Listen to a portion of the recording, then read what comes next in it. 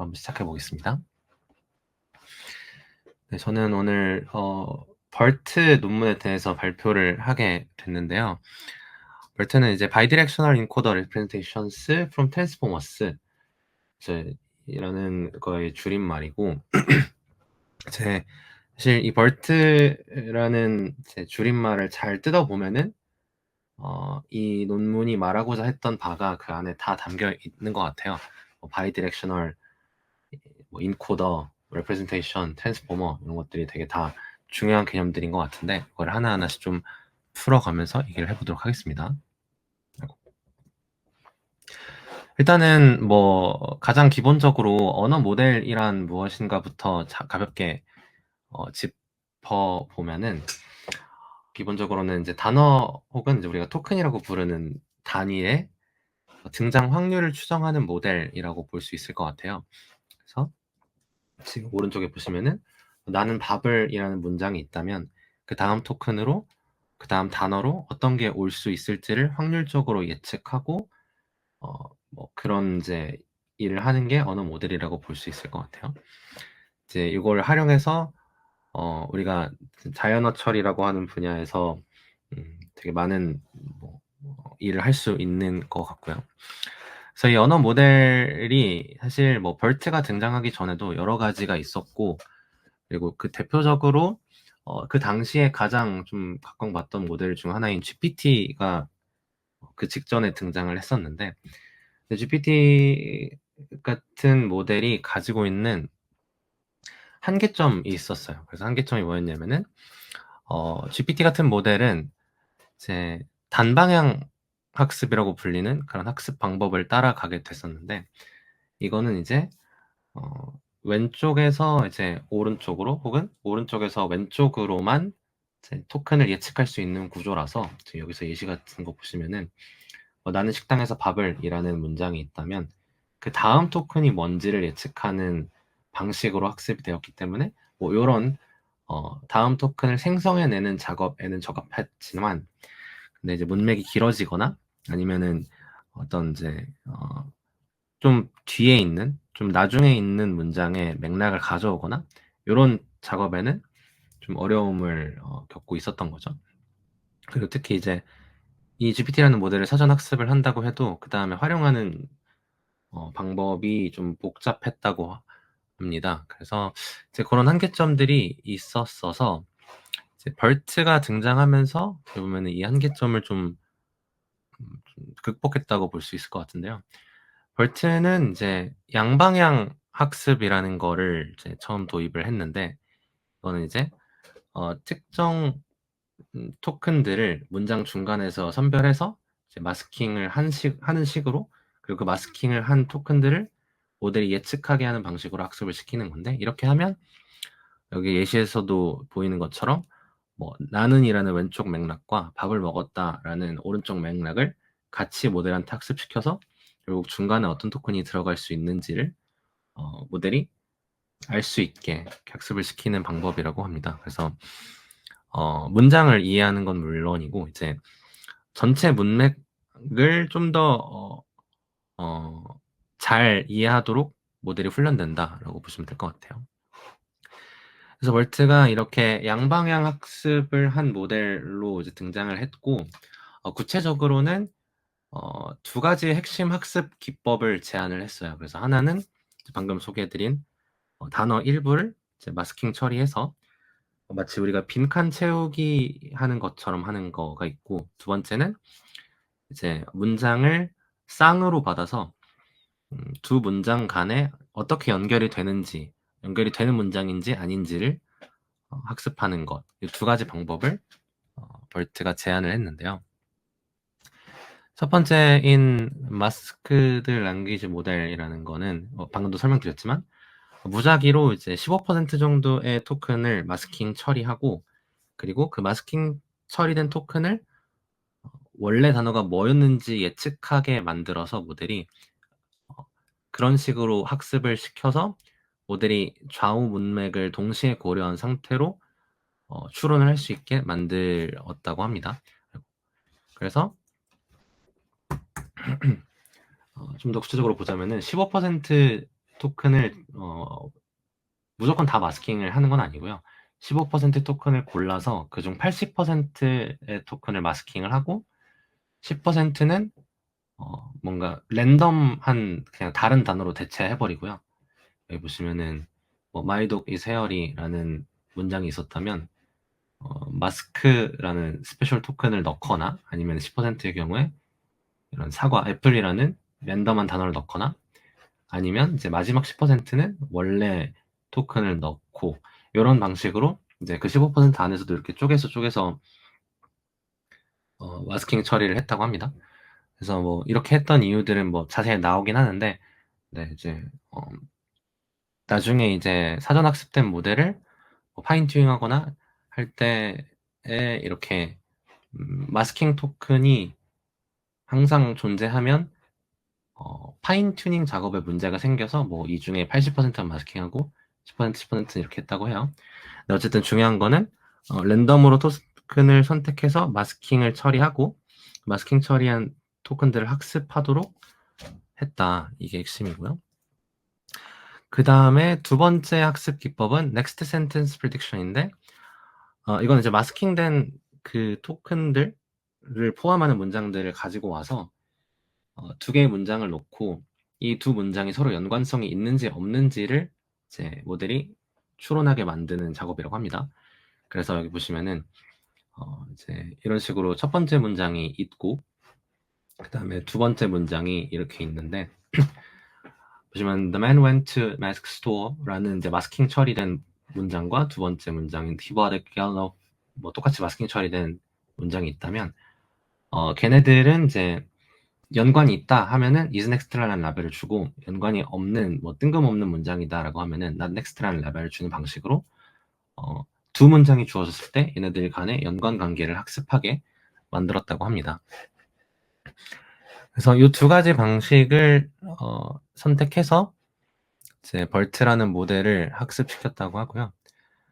기본적으로 모델의 구조 자체는 이제 트랜스포머 기반이라고 합니다. 그래서 제가 트랜스포머라는 게 뭔지도 잘 모르는 상태로 처음에 시작을 했었는데 이번에 하면서 뭐 이것저것 찾아보니까 대충 뭔지는 이제 알 것 같더라고요.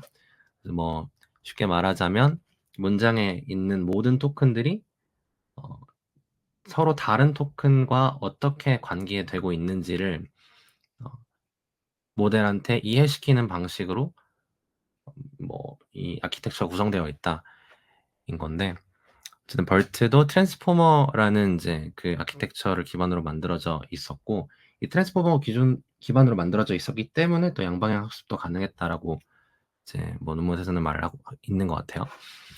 어쨌든 트랜스포머 기반의 구조를 갖고 있고 인풋을 받는 방식은 또 이렇게 되어 있습니다.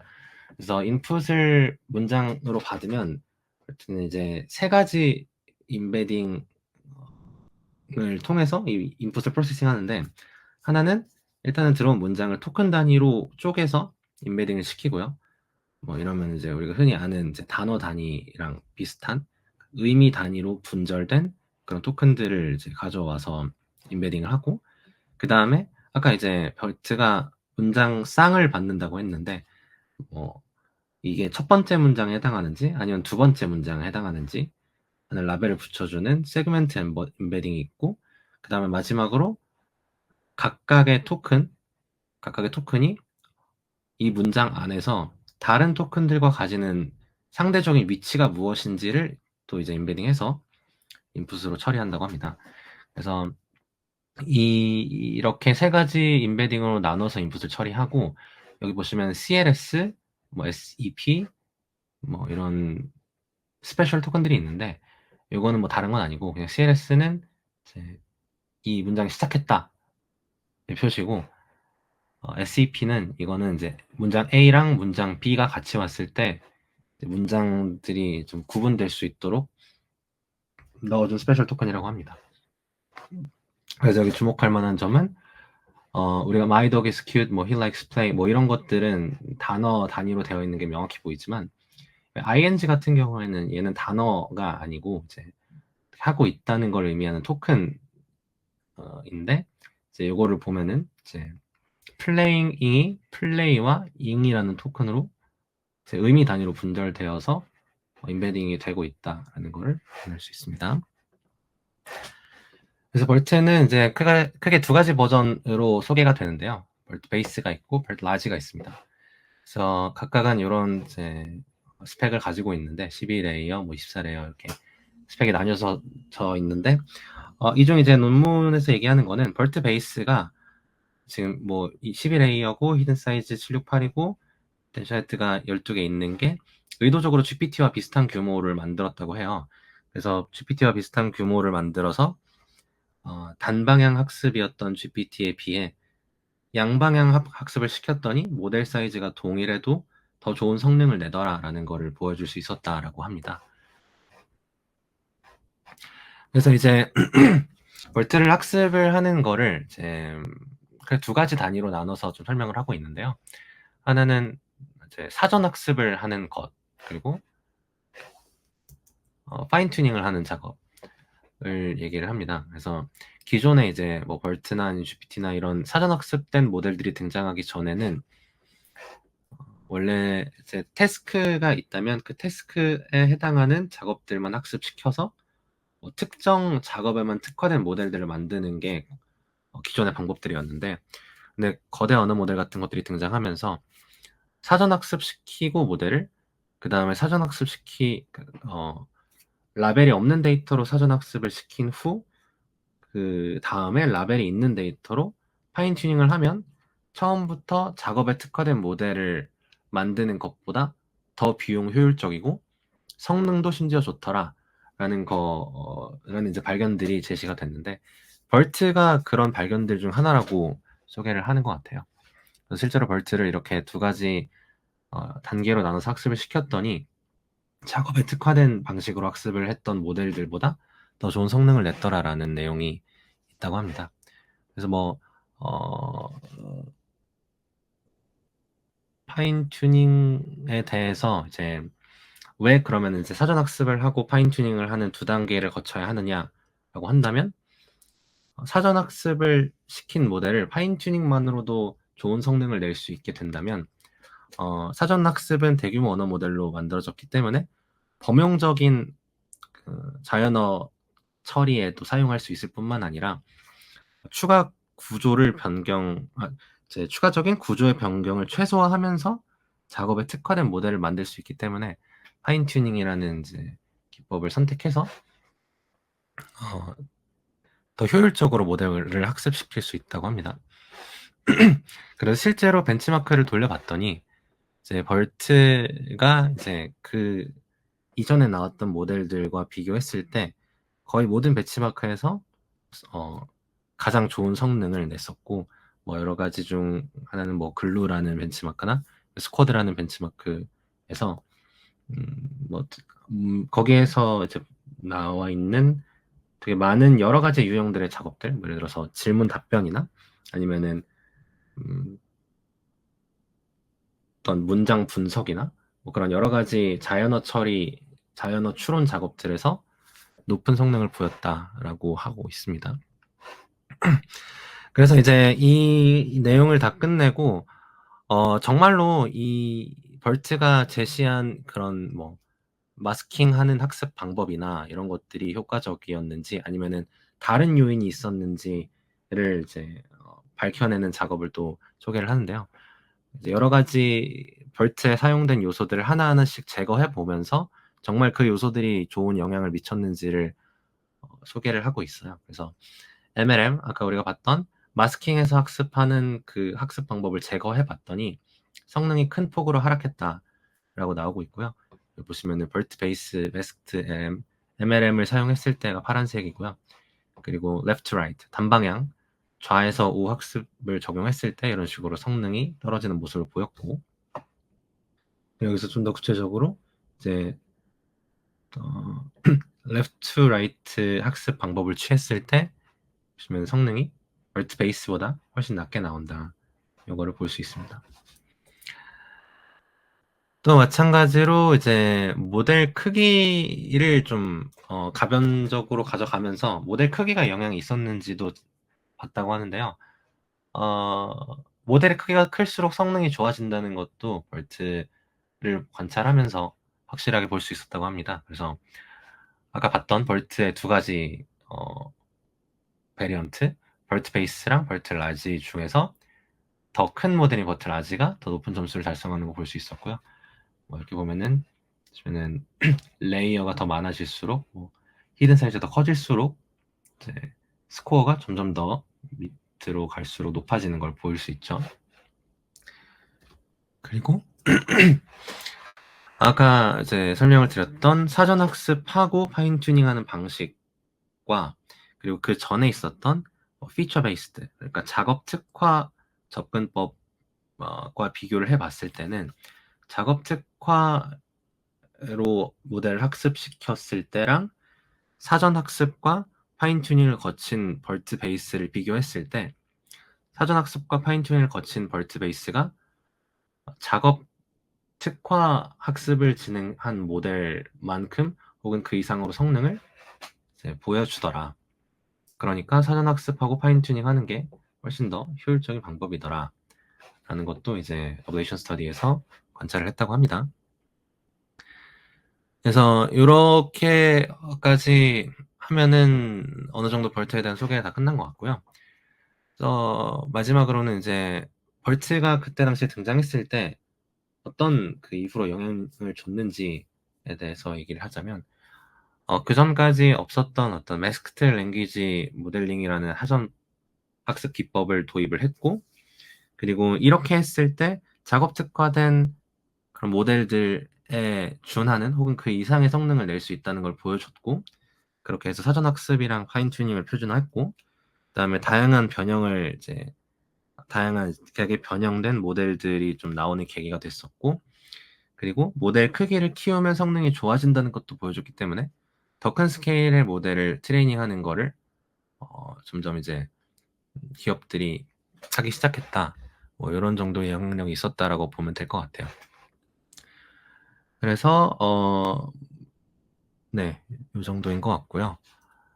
제가 발표 준비한 내용은 이상인 것 같습니다. 감사합니다.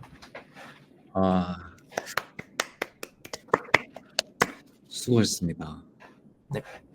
혹시 질문이나 토론거리 같은 게 있으신 분이 있나요? 동의합니다.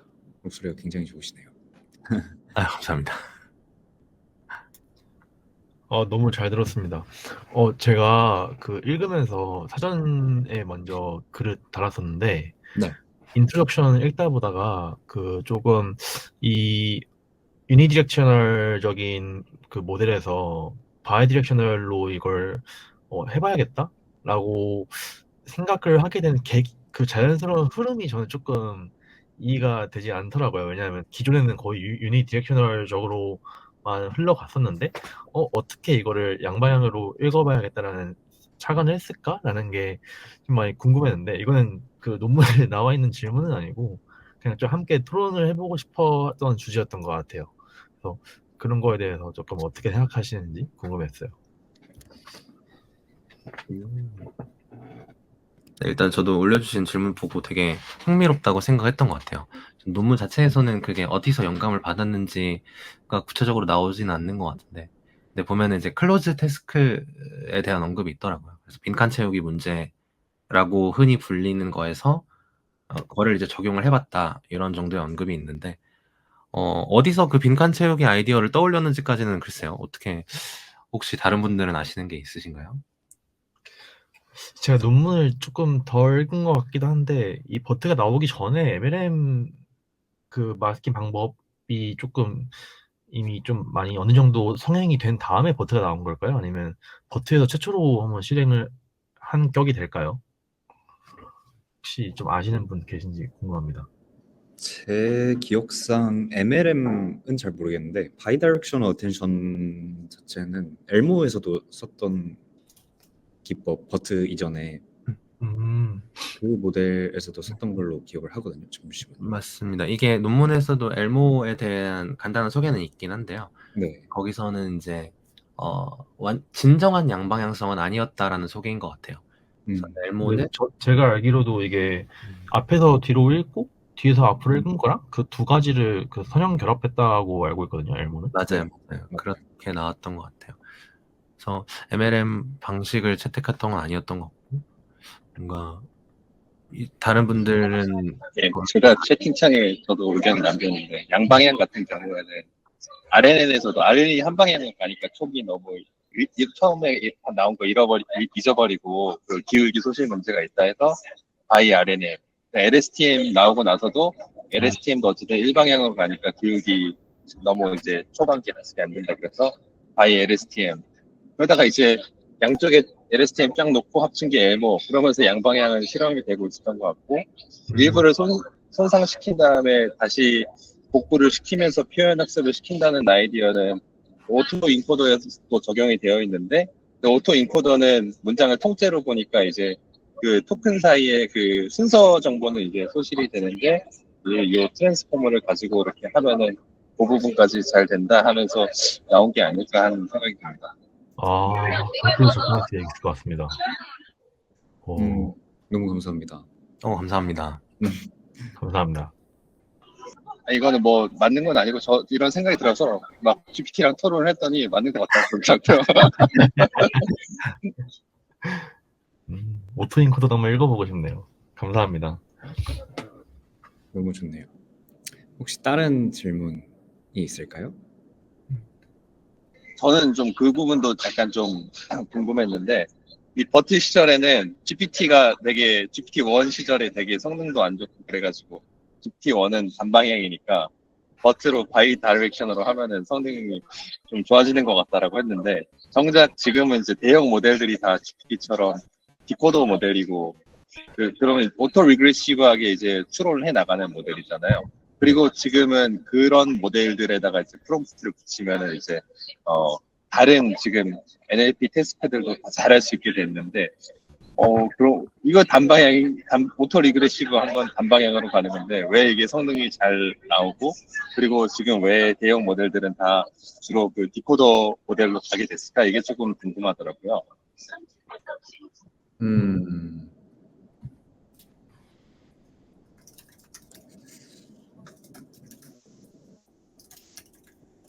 그러게요. 저도 궁금하네요. 저도 읽으면서 근데 이렇게 되면은 왜 벌트가 안 유명해지고 GPT가 유명해졌지? 라는 생각은 들었거든요. 그래서 거기까지 아직 못 갔어요.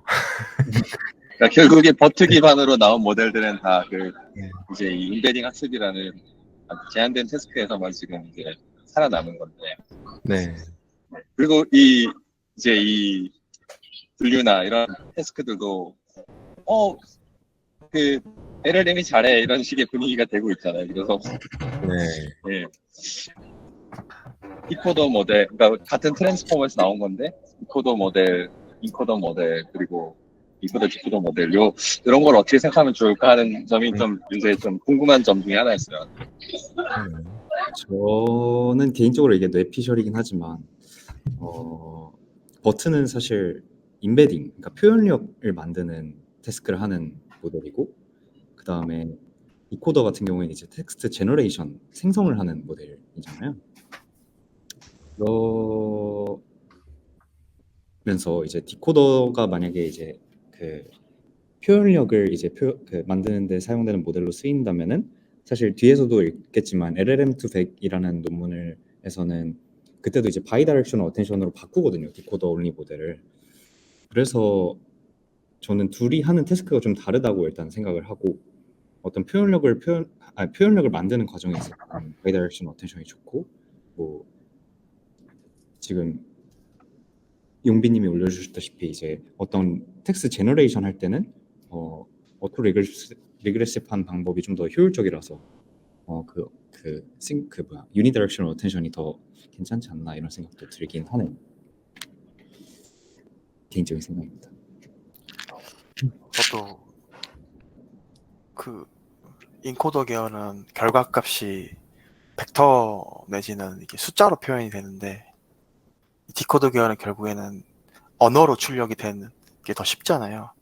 그게 더 어떻게 태스크에서 유연성이 더 효용성이 더 가져오고 언어로 가져오는 그 산출물에서 사람이 왜 예전에 한참 많이 나오던 인컨텍스트 러닝이라는 어떤 그거를 노리고자 계속 GPT를 했던 건데, 이제 그게 이제 인컨텍스트 러닝을 위해서 계속 사이즈를 키우다 보니까 이제 뭐 프롬프트 뭐 이런 식으로 되면서 사이즈가 커가고, 계속 사이즈를 키우다 보니 창발성이 되네 뭐 이러면서 계속 이 디코더 쪽에서만 뭔가 이렇게 연구가 됐던 것 같아요. 음. 그러니까 이제 그게 재밌는 거죠. 그게 우연히 그 연구가 그런 방향으로 되고 투자가 이쪽에 되면서 모델 사이즈가 커져서 그런 것인가, 아니면은 뭔가 더 수학적으로라든지 원리적으로 더 그렇게 될 수밖에 없었던 이유가 있었을까, 디코더 모델이 이렇게 발전을 하게 된 이유가 있었을까, 그런 점이 좀 이게 생각해 보게 되는 것 같아요. 그러네요. 되게 흥미로운 주제인 것 같아요. 그렇네요. 사실 이 지금 이제 처음 논문이긴 하지만 아직은 제 지식 수준은 2019년에 머무르게 돼 있거든요, 아직.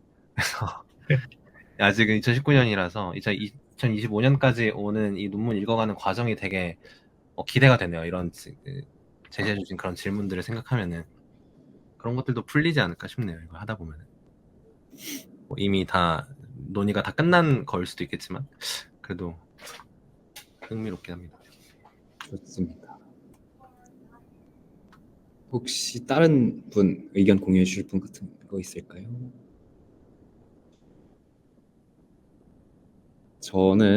저도 사실 하나 뭔가를 준비해 왔었는데요.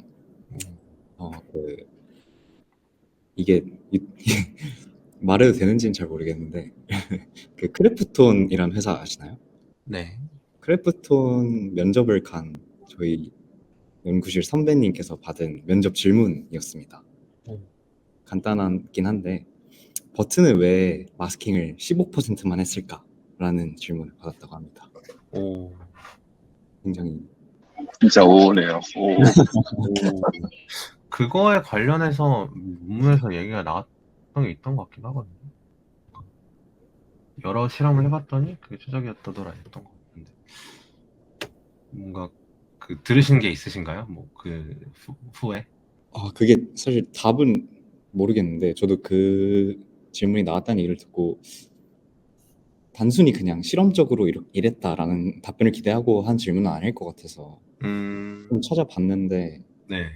그래도 잘 모르겠더라고요. 그나마 이제 찾은 거는 이 버트 이후 나온 논문 중에 뭐 마스킹을 40%까지 했더니 40%까지는 이제 성능이 계속 향상됐고 80%까지 했더니 점점 40%부터는 낮아지는 성능이 보였다. 뭐 이런 식으로 그런 논문은 봤었는데 왜 꼭 15%를 했을까? 이런 거는 저는 사실 풀지 못했습니다. 그러게요. 네, 이게 빈칸 채우기 문제라고 생각을 해보면 뭐 이걸 인간에 비유하는 게 맞는지 잘 모르겠지만 이제 우리도 빈칸 채우기 방식으로 뭔가 뭐 암기할 때 쓰잖아요. 그렇죠. 네, 거기에 80%가 비어져 있으면은 전혀 알아들 수 없게 되는 거랑 좀 비슷할 수도 있지 않을까 싶어요. 네, 80%는 확실히 네. 인간도 어렵고 네. 그럼 이제 모델도 학습이 어려울 것 같긴 합니다. 그리고 40% 정도면 너무 많은 예측을 해야 돼서 문제가 있나 이런 생각이 들고 모르겠네요. 저도 잘. 저의 뇌피셜은 결국 그러니까 이 MLM에서 문장을 하나만 놓고 봤을 때 문장 하나의 문장에서 그 2개 이상의 빈칸이 생기는 거는 비효율적이다라는 저는 좀 생각이 있었어요. 한 문장에서 하나만 뚫어야 된다.